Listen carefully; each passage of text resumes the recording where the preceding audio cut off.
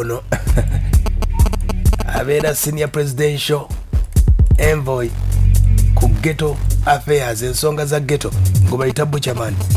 Buchaman waliwo akatambi akalabikira mu mawulire, waliwo dancehall carnival yaliko weekend ewedde side ze Kajansi, omukulu gwe bayita Ziza Bafana yali ategese ekivulu kye, abayimbi banyinya bamuwagira. Omukulu ono bwe yajja advisor wa president Buchaman abago bayita Maka Bugembe yavaayo nga ayina ebintu byanywa. Poliisi etegeezezza tebanazuula oba abadde anywa njaga oba biki. N'omukulu Buchaman bannaffe abawuma bamutegeezezza omukulu naveeyo yeetonde ku lw'ensonga nti omukulu ekifaananyi kyalimu ky'abayimbi era aswaza abayimbi. Wabula omukulu Buchaman akyalemeddeko ye agamba yabadde ayina byatuukiriza era yetayinza givaako enjaga. Ghetto president omukulu Buchaman oba oliawo omukulu Buchaman ye kyayogera ye alaba ng'ekituufu naye nga waliwo abaana oba oliawo abaagala okubeera nga Buchaman endongo gye yali akuba nga bamwenyumirizaamu n'ekifaananyi kyalaga abantu kyalaga abayimbi yanyweredde enjaga ku stage. Nalabako n'omulenzi bamuyita Alien ng'agikumira ku stage. Kati ono Buchaman naye asobodde okuba ate nga naye akikoze. Kati abaana abato bana oba oliawo banaakola batya? Aha.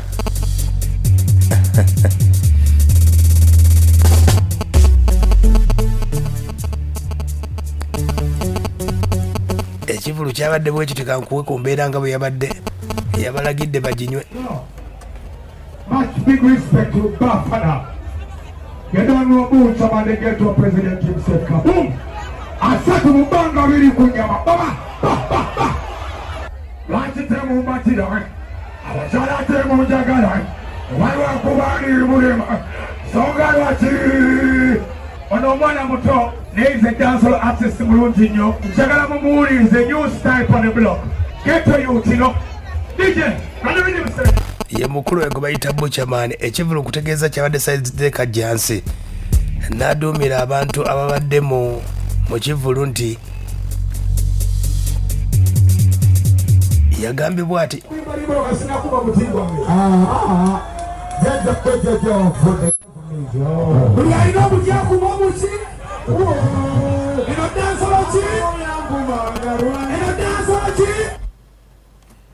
ye mukulu we gwe bayita Buchaman agamba dancehall carnival erina kubeera bwetyo. Omukulu Buchaman bamusabye bannaffe abawuuma okusinziira ku mukyala gwe bayita Cindy yategeeza omukulu naveeyo yeetonde olw'ensonga nti ekifaananyi kyalimu ky'abayimbi. Oba oliawo waliwo abamulabirako abaana balwanyisa bintu bya biragalalagala mu music industry n'ate omukulu Buchaman ate ye kyakola tekiriiyo. Buchaman ye yeewozaako ng'agamba mu dancehall we bakola ekikolo kye kyabadde kitya. Omanye ebintu bino bitunira mu nnono n'obuwangwa. Ogwo omukolo gwabadde gwa dancehall carnival. Dancehall carnival kikyosubira mu dancehall carnival, it is uplifting the spirit of the dancehall n'oku-uplifting aba ghetto youth. Okitegedde twamaze tukubye engoma za Nayabingi awo, tukubye engoma za Jajja Bam, ekyalo kiddako era kuma muti. Omutegedde Buchaman bakubye engoma gya Nabingi. Nabingi bava saiza Jamaica eyo ngenda gikubulyako emboozi naye omukulu Buchaman yeewozaako kunywa enjaga agamba nti ye nga ghetto president muwabuzi wa president baakimuwa senior presidential envoy mu ghetto affairs. Ulira bwagamba natera enjaga yaranginywera mu bantu. I always smoke ganja anywhere. I smoke ganja anywhere. Balina kutunulya kati nga wuuma kyalina okutunulya kutunulya nnyo abaana abanya drugs, cocaine, heroin, akachwiri, enyosti, kongo. Ebyo byonna bika bya nchwiri, bika bya njaga biri awo bikuba abantu ebiragalagala. Okitegedde balina okutunulya kubanga abayimbi baweddewo nga banywa drug. This is a holy herb. Ganja is a holy herb kubanga tubadde mu covid wano tunywa ffenna ki enjaga yakyali. Okitegedde so balina umayo kyemba advisingako batunulire nnyo.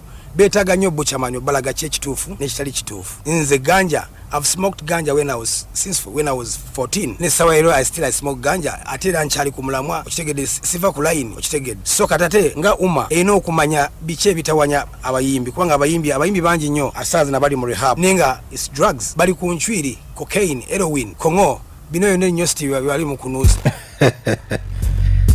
omukulu ng'atubuulira ebika by'enjaga ennyositi bannange gwe agenda mu saaluni n'olekayo enviiri abakulu bano okimanyi nti bano abakubwa bagiyita ennyositi abaana baginuusa naye nti ekuba bagiyita ennyositi. Omukulu Buchaman uno akyatunnyonnyola agambye tagenda kwetondera abayimbi mu ggwanga Uganda olw'ensonga ye ghetto president aliko. No beetaga kuyigiriza Uganda yita kusomesa nyinza okusikano benti perform nenga atengena kuona musujja kubanga enjagaza okuyimba kati mbanga ngenda ku stage lali n'okunywa enjagaza byengendo kola ndoza mu East Africa Uganda tanaba ku legalizing marijuana n'ensinga zi Rwanda already bali mu kulima nafa ne waffe tulima ne government omusolo yagutuseera license yagitusaba million 5 za dola. Anti bamanyi kibakola bakibi nze kyemanyi kyenkola kituufu ate kyenkolera kyekyo so nze uma sijagamba nti ngenda kuvayo neetonde kuba sina kinneetonza tewali kinneetonza okitegedde the whole world know Buchaman I smoke ganja.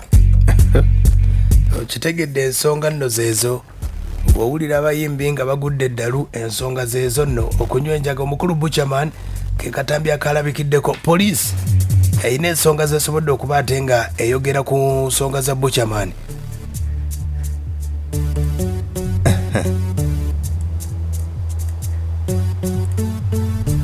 Presidential advisor ku nsonga nga bw'asobodde okuba ate nga azogera omukulu Buchaman omukulu wa poliisi agamba ensonga zizino kimanyikiddwa nti kimenya tteeka mu tteeka eryayisibwa erya Tobacco Control Act okuba nti novaayo mu lujjudde lw'abantu mu bifo ebyolukale n'otandika okuba nti nofuweeta sigala oba ekintu kyonna ekiringa sigala.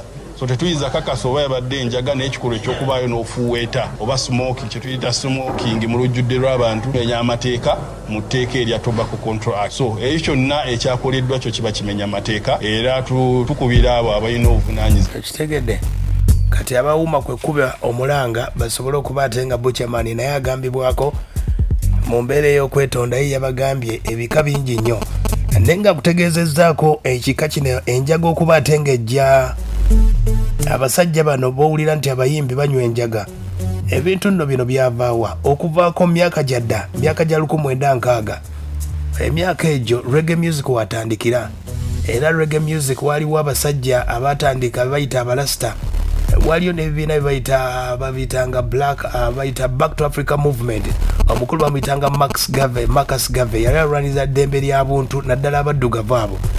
Kati eddeyo mu Jamaica wabangayo abasajja abo babayitanga holy men oba bayita abayindi babayitanga abakulu abavanga India nenga babayitanga holy men. Kati bo mu kusinza kwabwe edda bali bakola abakulu bano Marcus Garvey Leonard Howell nga tebanna bakopa kubanga bamuyita Leonard Howell yasobola okuba ate nga akoppa okunywa enjaga.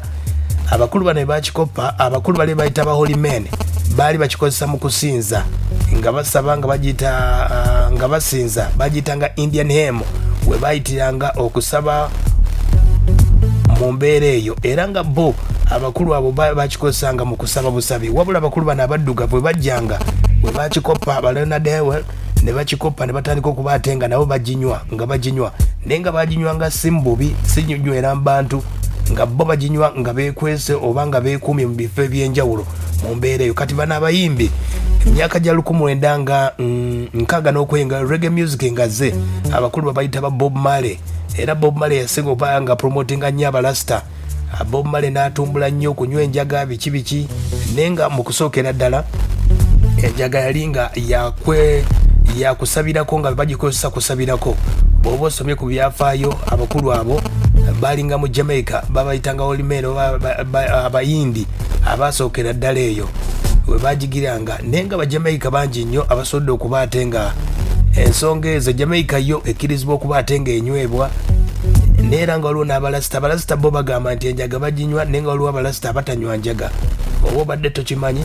Waliwo abalasita babayita ba Bob Shante bali Ethiopia bo bagamba balya middo gyokka bawulira balya amayirungi emboozi y'enjaga mu music kakyova owulira nti abayimbi abasinga bagwa eddalu muno mu ggwanga Uganda olw'ensonga tebamanyi njaga wa gye yava okitegedde. n'ate nga ddagala bakutegeeza bw'onywako akati ne baddagala kati abayimbi abo ensonga zeezo nabo